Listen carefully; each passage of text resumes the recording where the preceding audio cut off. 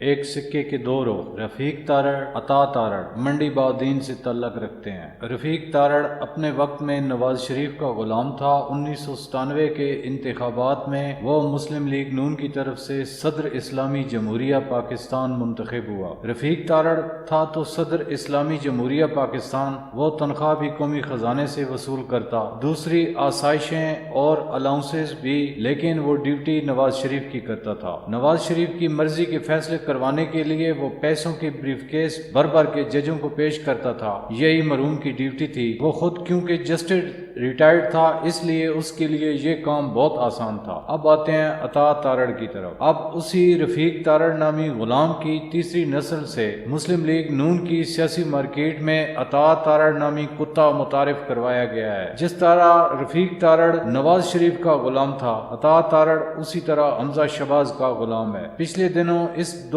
ٹکے کے غلام نے پنجاب اسمبلی میں آئین کی کتاب اٹھا کر انگلی کا ایک بہت گھٹیا اور بےہودہ اشارہ کیا، جس پر اسے بڑی لعن طعن ہوئی، لیکن یہ گھٹیا انسان اپنے اس فعل سے ذرا شرمسار اور نادم نہ تھا۔ شرم کیا ہوتی ہے اس کو پتہ نہیں، حیا کیا ہے یہ اس سے یکسر ناآشنا ہے، اور غیرت کو یہ جانتا نہیں۔ اس ذلیل انسان کو یہ بےہودہ اور گھٹیا اشارہ کرتے ہوئے اتنی غیرت بھی نہ آئی کہ اس ملک کی مائیں، بہنیں اور بیٹیاں دیکھ رہی ہیں، وہ کیا سوچیں گی۔ نہ صرف اسمبلی میں خواتین نے اس غلیظ انسان کی یہ گندی حرکت دیکھی، بلکہ پورا ملک یہ دیکھ رہا تھا۔ احساس حاکمیت میں مبتلا یہ ذہنی مریض پچھلے دنوں ڈی پی او کی کرسی پر جا کے بیٹھ گیا اور ڈی پی او ساتھ والی کرسی پر جا بیٹھا۔ اس ایک تصویر سے اندازہ لگائیں کہ ہمارے ادارے آزاد ہیں۔ سوال ہی پیدا نہیں ہوتا جو ادارے ایک غلام کی غلامی میں لگے رہیں وہ کبھی عوام کے مسائل حل نہیں کر سکتے۔ کیا آئی جی پنجاب اس ڈی پی او جنگ کے خلاف کارروائی کریں گے جس نے اپنی کرسی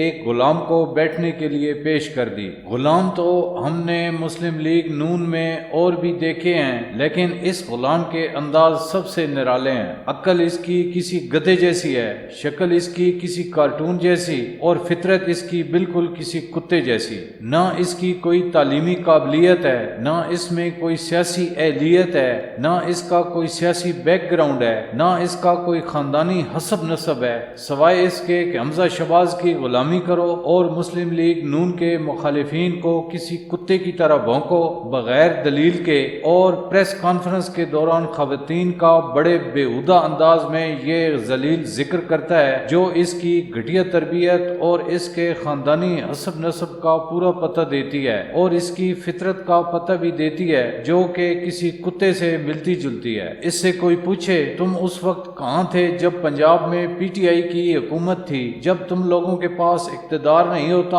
تم اپنے آقاؤں کی طرح اپنے اپنے بلوں میں گھسے رہتے ہو۔ جو ہی تمہارے آقا جعلی طریقے سے اقتدار میں آئے اسی وقت تمہارا پٹا بھی انہوں نے گلے سے نکال دیا اور تم نے بھونکنا شروع کر دیا۔ بس اس ذلیل انسان کو اتنا کہنا ہے کہ اے ذلیل انسان، خواتین کا احترام کر، مائیں بہنیں بیٹیاں سب کی ایک جیسی ہوتی ہیں۔ پریس کانفرنس کے دوران کسی عورت کا ذکر کرنا کسی گھٹیا اور سڑک چھاپ انسان کی فطرت ہوتی ہے۔ اور آخر میں کہنا چاہوں گا کہ تم لوگ اپنے اپنے بلوں کی صفائی کر کے رکھو، انشاءاللہ پاکستانی قوم تمہیں دوبارہ تمہارے بلوں میں دھکیلنے والی ہے، ہمیشہ ہمیشہ کے لیے۔ تھینک یو، اللہ حافظ۔